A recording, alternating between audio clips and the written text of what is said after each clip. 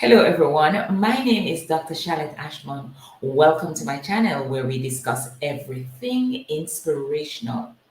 Now, in this video, I will be talking about the electricity miracle. Now, guys, I recently launched this YouTube channel, God and Charlotte, and persons have been asking me, why are you doing this? No, let me tell you why. In my life, a number of things have happened to me that I can only put down to miracles. So, approximately 7 years ago, I started writing a book called God is Still in the Miracle Working Business.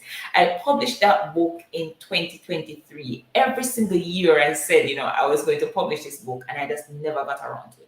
So I published God is Still in the Miracle Working Business in 2023. It's really an anthology of real miracles. So most of the things in that book pertains to what happened to me, in my life. However, I do have stories, from friends who basically tell of things, that happened to them that they too have put down to being miracles. Now, somebody asked me, okay, so when all the stories in your book, when all those stories are exhausted, what are you going to do?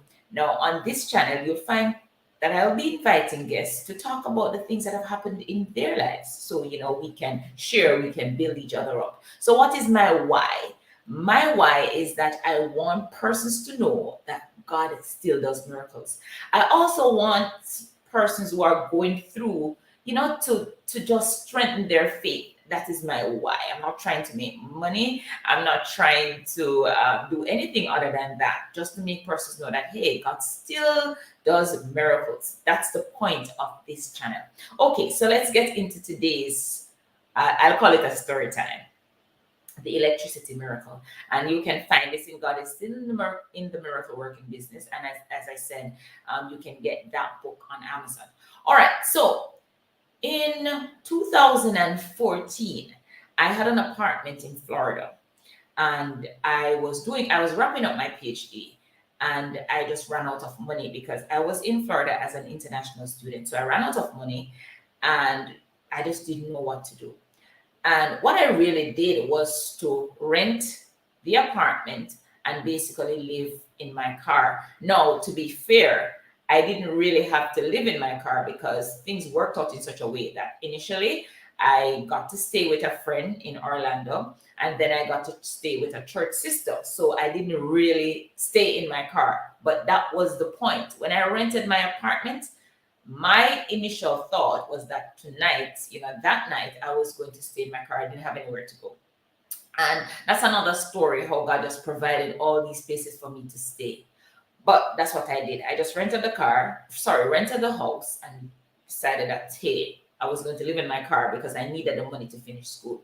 All right. So when I rented the house with electricity and internet access. But when I got the money from the person, she paid me all the money up front. So she paid me the 3 months rent. I rented it for 3 months, and she paid me all the money up front. Now, of course, I used that money to pay for my doctoral studies. So, I was back at square one, but I was in school and I was in status. So, but I didn't have any money. So the electricity bill came for the apartment, and I just didn't know where to get the money because, like I said, I was just wrapping up. This was my final term of my PhD. So I was just in school wrapping up studies, and I wasn't working, and my business at the time just wasn't making enough money. So I didn't know where I was going to get the money. I exhausted all my options and I just couldn't come up with that money. If I remember correctly, I think that light bill, like electricity bill, was like about 200 and something dollars. All right. So that morning, when this miracle happened, I was having a conversation with God. And I said to God, look, I need the money to pay this electricity bill. And I've exhausted all my options. I don't know where I'm going to get the money, but at this point I am not going to think about it anymore. And that's another thing with me. When I decide that I'm going to leave this on God, I am not worrying about it. I am not trying to solve it. I am saying, okay, God, you tell me that your yoke is easy and your burden is light. And I'm bringing this to you and I'm leaving it on you. I'm not thinking about it. If they like cut off, that is it. I don't care. Your problem now. And so I decided that, that's the end of that. God is going to solve this for me. And I believe that. That's another thing. I genuinely believe that it was going to work out, that God was going to solve this problem. So I had a gig at a prep school in Fort Lauderdale where I used to teach computer studies for a very short while. I mean, this wasn't no big time job or anything, but I made some money doing that, right? So I am juggling finishing up my PhD and just doing this on the side. So, I was driving to that particular gig, let's call it a gig. And my phone rang. And whether or not you want to believe this, the person on the phone they were calling from the Turks and Caicos Island, and they said to me, Shalette, how much is your electricity bill? Remember, guys, I want to follow this story. I just told God that I am no longer going to worry about the electricity bill because that is now his problem. I am not thinking about it. Yes, the person is in my apartment, but if the light cuts off, I don't care. I am no longer going to worry about it because I did everything. And now I'm bringing it to him and he should take care of it for me. Now, the first thing the person said to me is, Shalette, how much is your electricity bill? I did not call this person. I did not tell this person about my electricity bill. This person just called me out the blues maybe about 5, 10 minutes, 15 minutes after I told God that this electricity problem is now his problem. Now, the tricky thing about all of this is that when the person called me, I knew that this particular person didn't have any money because a few days before that, this person was telling me that they were broke. So I am wondering, why is this person calling me to ask me about my electricity bill? That just doesn't make any sense. So I didn't have time to talk. So I said to the person, you know what? I'll call you back. I had absolutely zero intentions of calling this person back because I know they didn't have any money and I just wasn't going to waste time to discuss my electricity problem or whatever with them because they were broke as far as I'm concerned. So like I told you, I'm driving to my little gig to teach at the prep school because I was doing that, on the side.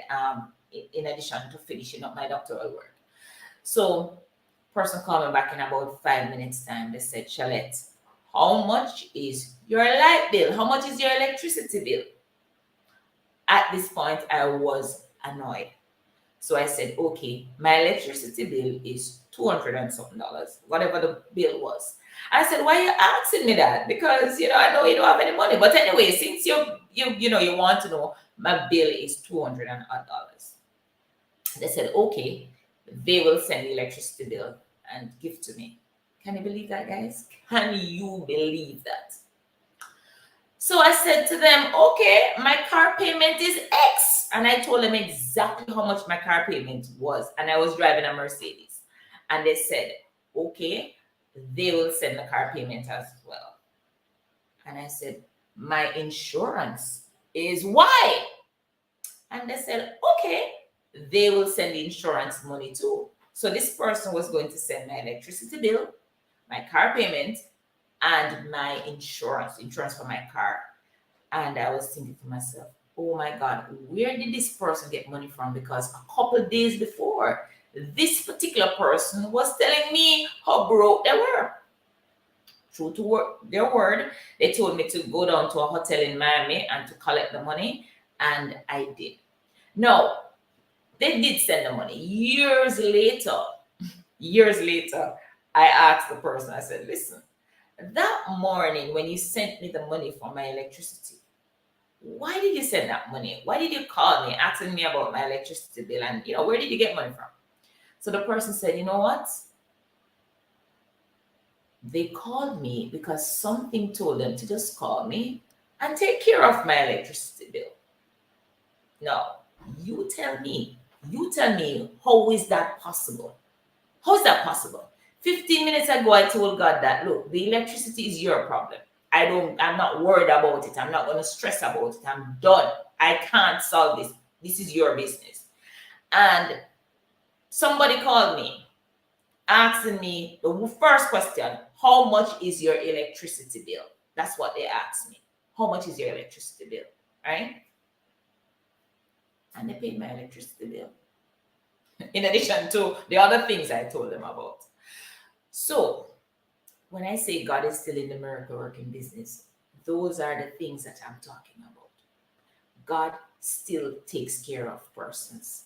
I mean, if you believe in God and you ask God for something, I mean, one of the things that I recommend is that you don't stress about it anymore. Remember now, God is the God of all bankers. God is the God, he's a lawyer of all lawyers. He's the doctor of all doctors. He's the businessman of all businessmen. So, I mean, of all businessmen. So when I ask God for something, I don't bother stress about it. I don't go every day and remind him that, look, I need this. I just go and I lay it there and I leave it. So that's the electricity miracle. And if you want to read more about some of the things that I chronicle, you can get the book. It's on Amazon. It's called God is Still in the Miracle Working Business. And if you have experienced a miracle in your life and you want to share it on this platform, just touch base with me. My number and my contact information is on the YouTube channel. We would love to have you share some of your experiences. All right, so thank you so much for watching, and I do look forward to seeing you again in another video. Goodbye.